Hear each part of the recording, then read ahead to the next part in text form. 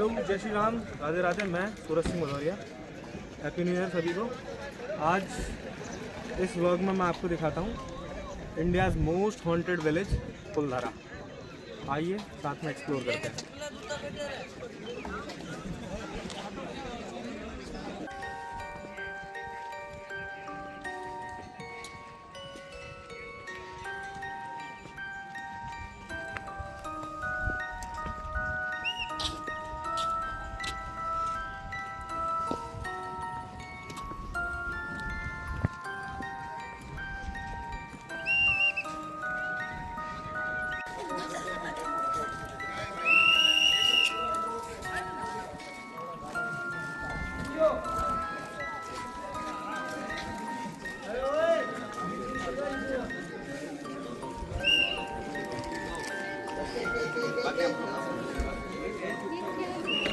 VR projector है।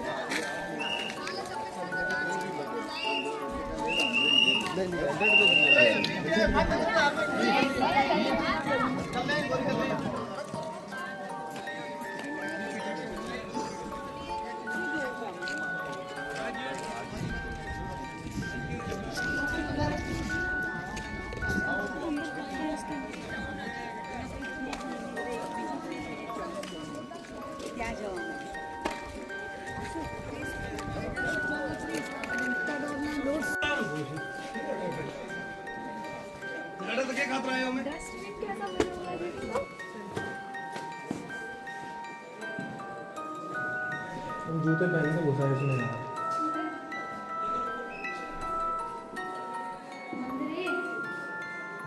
गलती कर दी ना, ऐसे जगह पे गलती हो ही जाती है।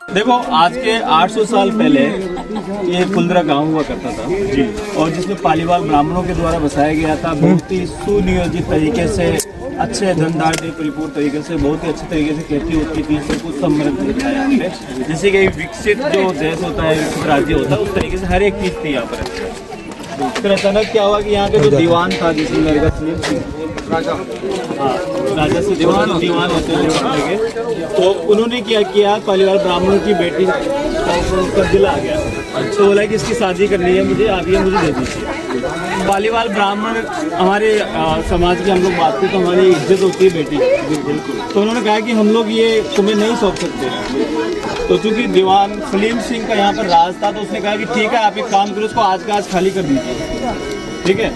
तो उन्होंने बेटी देने के बजाय वहाँ से गांव से निकलना मुनासिब समझा, लेकिन जाते समय वो ये श्राप दे गए कि ठीक है, हम तो जा रहे हैं, लेकिन अब आज के बाद ये गांव पूरा वीरान रहेगा, इसके आसपास के गांव वीरान रहेंगे, यहाँ पर कभी कोई बस नहीं पाएगा।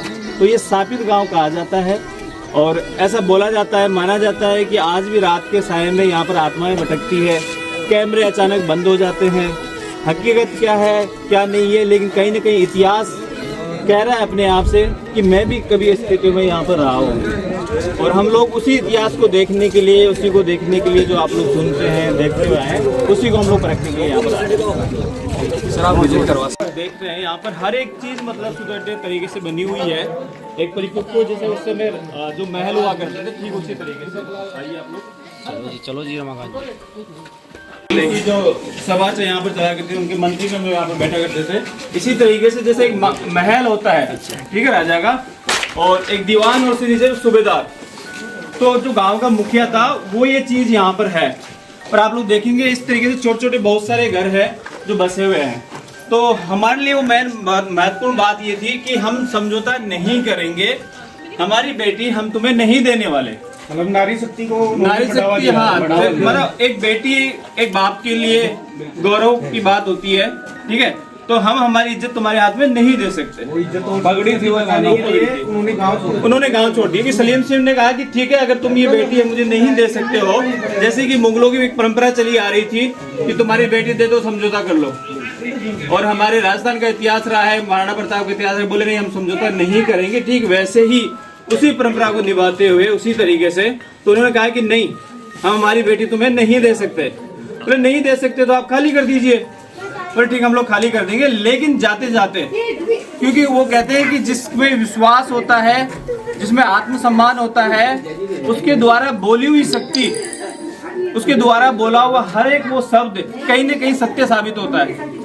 तो जाते जाते उन्होंने श्राप दिया कि ठीक है हम तो जा रहे हैं, हमारी इज्जत को बचाने गाँव या इसके आसपास के जो छोटे छोटे कस्बे बने हुए थे वो कभी भी यहाँ पर वापस उस तरीके से नहीं हो पाएंगे। यहाँ पर रात्रि के समय में कोई भी नहीं रह पाएगा, ठीक है। तो इस और ये चीज, अच्छा ये 800 साल पहले की 1300 ईस्वी की बात है ये, और ये चलता जा रहा है चलता जा रहा है। बहुत सारी चीजें आई, राजाओं के राज आए, अंग्रेज भी उस समय थे, उसके बाद देश आजाद हो गया, बहुत सारी चीजें चली आ रही है। लेकिन यूँ कहते हैं कि उस सत्य को मिटाया नहीं जा सकता, बुलाया नहीं जा सकता, आत्मा है या नहीं है। लेकिन आज भी गांव के हर एक कोने से वो इतिहास अपने आप को कह रहा है कि मुझे ढूंढो, मैं था यहाँ पे, जो इतिहास बन के रह गया। और इतिहास वही होता है जो पहले कभी हुआ था, आज वर्तमान में नहीं है, वही इतिहास है। तो दिखा सकते हैं सर आत्मा आज वो, मतलब प्राण जाए वचन न जाए, वचन न जाए।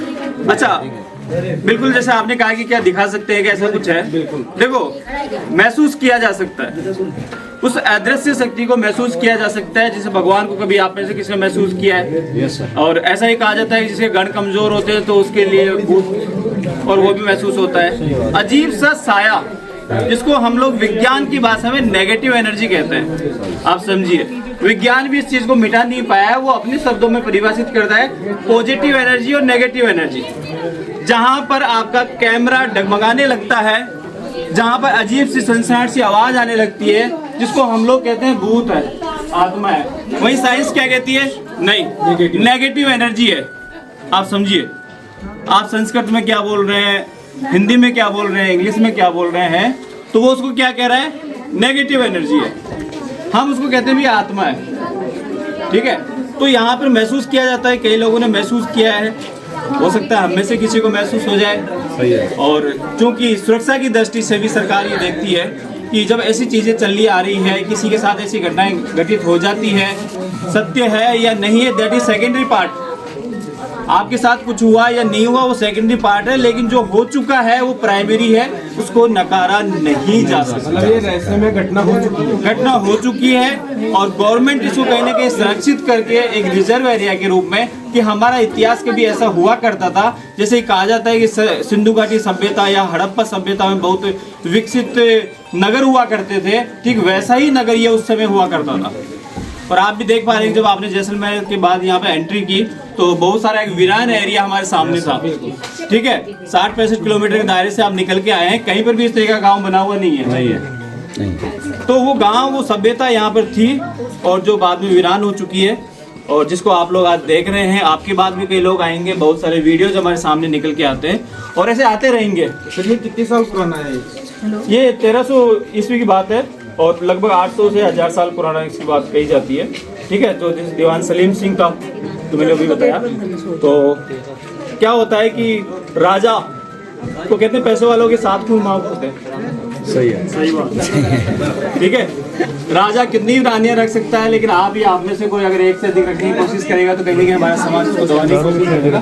तो ये घमंड उस राजा को था, दीवान को था कि मैं कुछ भी कर सकता हूँ। लेकिन जो ब्राह्मण अडिग है, देखो यहाँ पर ब्राह्मण से मतलब है कोई भी सत्यवादी आदमी, जो अडिग है, जो अपनी इज्जत को लेके चल रहा है, उसने कहा कि ठीक है भैया, हम लोग इस गाँव को खाली करते हैं। लेकिन सत्य और सत्यवती के द्वारा कही हुई बात हमेशा सत्य साबित होती है कि आज के बाद ये गांव हमेशा वीरान ही रहेगा, यहाँ कोई बस नहीं पाएगा। अगर कोई कोशिश करेगा तो वो रह नहीं पाएगा।